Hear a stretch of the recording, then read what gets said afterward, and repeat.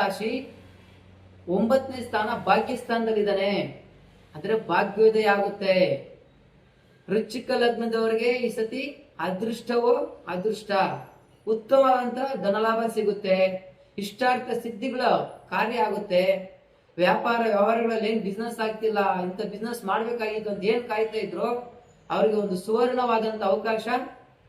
ವ್ಯಾಪಾರ ವಹಿವಾಟುಗಳಲ್ಲಿ ಅಥವಾ ಏನೇ ಒಂದು ಹೊಸದಾಗಿ ಬಿಸ್ನೆಸ್ ಮಾಡುವಂತ ಪ್ರಾರಂಭ ಮಾಡಂಗಿದ್ರೆ ವೃಶ್ಚಿಕ ಲಗ್ನದವರು ಈ ವರ್ಷದಲ್ಲೇ ಪ್ರಾರಂಭ ಮಾಡಿ. ಉತ್ತಮವಾದಂತ ಧನಲಾಭ, ಧನಾಭಿವೃದ್ಧಿ ಆಗುತ್ತೆ, ತುಂಬಾ ಹಣಾಭಿವೃದ್ಧಿಯನ್ನ ಮಾಡೋದಕ್ಕೆ ಒಳ್ಳೆ ಅವಕಾಶ ಇದು. ಅದ್ರ ಜೊತೆಗೆ ವಿದ್ಯಾರ್ಥಿಗಳಿಗೆ ಉತ್ತಮವಾದಂತ ಪ್ರಗತಿಯನ್ನ ಕಾಣಬಹುದು. ಏನ್ ಓದ್ತಾ ಇರ್ಲಿಲ್ಲೋ ಅಂತವರು ಹೆಚ್ಚಿನ ಅಂಕಗಳನ್ನ ಪಡೆದು ವಿದ್ಯಾಭ್ಯಾಸದಲ್ಲಿ ಮೇಲ್ಗೈಯನ್ನು ಸಾಧಿಸ್ತಾರೆ. ಕರ್ಮ ಸುಖ, ಏನೇ ಕೆಲಸ ಮಾಡಿದ್ರು ಸಹ ಆ ಒಂದು ಕೆಲಸಗಳಲ್ಲಿ ಅವರಿಗೆ ತೃಪ್ತಿ ಬರುತ್ತೆ, ಇಷ್ಟಾರ್ಥ ಸಿದ್ಧಿ ಪ್ರಾಪ್ತಿ ಆಗುತ್ತೆ. ಭೂಮಿ ಕೊಳ್ಳುವಂತ ಯೋಗ ಇದೆ, ಮನೆ ಕಟ್ಟುವಂತ ಯೋಗ ಇದೆ. ಯಾರ್ಯಾದ್ರೂ ಮನೆ ಕಟ್ಟಬೇಕು ಅಥವಾ ಜಮೀನ್ ಖರೀದಿ ಮಾಡಬೇಕು, ಸ್ಥಿರಾಸ್ತಿಯನ್ನು ಖರೀದಿ ಮಾಡ್ಬೇಕಂತ ಅನ್ಕೊಂಡಿದ್ರೆ ಅಂತವರಿಗೆ ವೃಶ್ಚಿಕ ಲಗ್ನ ಜಾತಕದಲ್ಲಿ ಏನಾದ್ರೂ ಜನನಾಗಿರ್ತಕ್ಕಂಥ ವ್ಯಕ್ತಿಗಳಿಗೆ ಇದೊಂದು ಸುವರ್ಣ ಅವಕಾಶ, ಇದನ್ನ ಸದುಪಯೋಗ ಪಟ್ಕೊಳ್ಳಿ. ವಾಹನ ಯೋಗ ಇದೆ, ವಸ್ತ್ರಾಭರಣ ಪ್ರಾಪ್ತಿ ಆಗುತ್ತೆ. ಯಾರಾದ್ರೂ ಗೋಲ್ಡ್ ತೆಗಿಬೇಕೋ ಅಥವಾ ವಾಹನನ ಖರೀದಿ ಮಾಡಬೇಕೋ ಅಂತವ್ರಿಗೆಲ್ಲ ತುಂಬಾ ಅನುಕೂಲವಾಗಿರುತ್ತೆ. ಸಮಾಜದಲ್ಲಿ ಗೌರವ, ಸ್ಥಾನಮಾನ, ಕೀರ್ತಿ, ಯಶಸ್ಸು ಲಭಿಸುತ್ತದೆ. ಏನು ವೃಶ್ಚಿಕ ಲಗ್ನ ಜಾತಕದವರು ಈ ಒಂದು ಗುರುವಿನ ಅನುಗ್ರಹದಿಂದ ರಾಜಕೀಯವಾಗಿ, ಆರ್ಥಿಕವಾಗಿ, ಸಾಮಾಜಿಕವಾಗಿ ಪ್ರಾಬಲ್ಯ ಹೊಂದ್ತಾರೆ. ಏನ್ ಪ್ಲಾನ್ ಮಾಡ್ಕೊಂಡಿದ್ರು ಅದಕ್ಕೆಲ್ಲ ಉತ್ತಮವಾದಂತ ಅವಕಾಶಗಳು ಲಭಿಸ್ತದೆ. ಅವರ ಜಾತಕದ ಮೇಲೆ ಇದೆಲ್ಲ ನಿರ್ಧಾರ ಆಗಿರ್ತದೆ. ಅಂದ್ರೆ ಆ ಒಂದು ವ್ಯಕ್ತಿಯ ಜನ್ಮ ಜಾತಕದಲ್ಲಿ ಗುರು ಯಾವ ರೀತಿ ಪ್ರಾಬಲ್ಯವಾಗಿರ್ತಾನೆ, ಅಥವಾ ಅದೃಷ್ಟ ಸ್ಥಾನದಲ್ಲಿದ್ದಾನ, ಭಾಗ್ಯ ಸ್ಥಾನದಲ್ಲಿದ್ದಾನ, ಕೇಂದ್ರ ಸ್ಥಾನದಲ್ಲಿದ್ದಾನ, ತ್ರಿಕೋನ ಸ್ಥಾನದಲ್ಲಿದ್ದಾನ.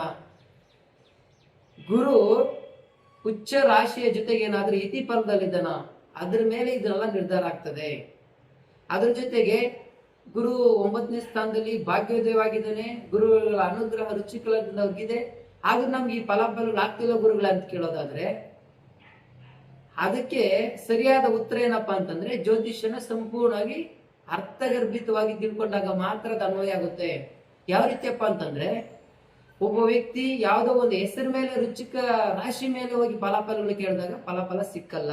ಕಾರಣ ನೀವು ನಿಮ್ಮ ಜನ್ಮ ನಕ್ಷತ್ರ, ನಿಮ್ಮ ಜನ್ಮ ದಿನಾಂಕ, ಜನ್ಮ ಸಮಯಕ್ಕೆ ಅನುಗುಣವಾಗಿ ಜಾತಕ ಪ್ರಕಾರ ಹೆಸರಿಟ್ಕೊಂಡಿದ್ದಾಗ ಮಾತ್ರ ಅದು ಅನ್ವಯಿಸುತ್ತೆ. ಅದ್ರ ಜೊತೆಗೆ ವೃಶ್ಚಿಕ ಲಗ್ನ ಜಾತಕರಿಗೆ ಗುರು ಪ್ರಭಾವ ಇರಬೇಕಾದ್ರೆ ನಿಮ್ಮ ದಶೆ ಅಥವಾ ಅಂತರ್ದಶೆಯಲ್ಲಿ, ಅಂತರ್ಭುಕ್ತಿಯಲ್ಲಿ ಗುರುವಿನ ಕಾಂಬಿನೇಷನ್ ತುಂಬಾ ವರ್ಕ್ ಆಗಿದ್ರೆ ಈ ಒಂದು ಫಲಾಫಲಗಳು 100% ಸಕ್ಸಸ್ ಆಗ್ತದೆ. ಇದೆಲ್ಲ ಇದ್ದು ನಮ್ಗೆ ಸಕ್ಸಸ್ ಆಗಿಲ್ಲ, ನಾವ್ಯಾವ್ದು ವೃಶ್ಚಿಕ ಲಗ್ನನೇ ಅಲ್ಲ, ಆದ್ರೂ ನಮ್ಗೆ ಈ ಫಲಾಫಲಗಳೆಲ್ಲ ಈ ವರ್ಷದಲ್ಲಿ ಫಲಾಫಲಗಳು ಆಗ್ತಿದೆ ಅಂತಂದ್ರೆ ನಿಮ್ ಡೇಟ್ ಆಫ್ ಬರ್ತ್ ಟೈಮಿಂಗ್ಸ್ ಗೊತ್ತಿರ್ದಿರನೆ ನಾವ್ ಹೇಳಿರ್ತಕ್ಕಂಥ ಎಲ್ಲಾ ಫಲಾಫಲಗಳು ನಿಮಗೆ ಅನ್ವಯ ಆಗ್ತಿದೆ ಅಂತಂದ್ರೆ ನಿಮ್ದು ಅದೇ ಲಗ್ನ ಆಗಿರುತ್ತೆ. ಡೇಟ್ ಆಫ್ ಬರ್ತ್ ಟೈಮಿಂಗ್ಸ್ ಇಲ್ಲ, ನಾನು ಜಾತಕ ನೋಡ್ಕೊಳೋದಕ್ಕೆ ಆಗಲ್ಲ, ಮತ್ತೆ ಯಾವ ರೀತಿ ಪ್ರಿಡಿಕ್ಷನ್ ಮಾಡ್ಕೊಳೋದು, ಯಾವ ರೀತಿ ನಾವು ಅರ್ಸ್ಕೊಂಡು ಜೀವನ ಮಾಡ್ತಕ್ಕಂಥದ್ದಂತ ಕೆಲವ್ರು ಸಂಶಯ ಇದೆ.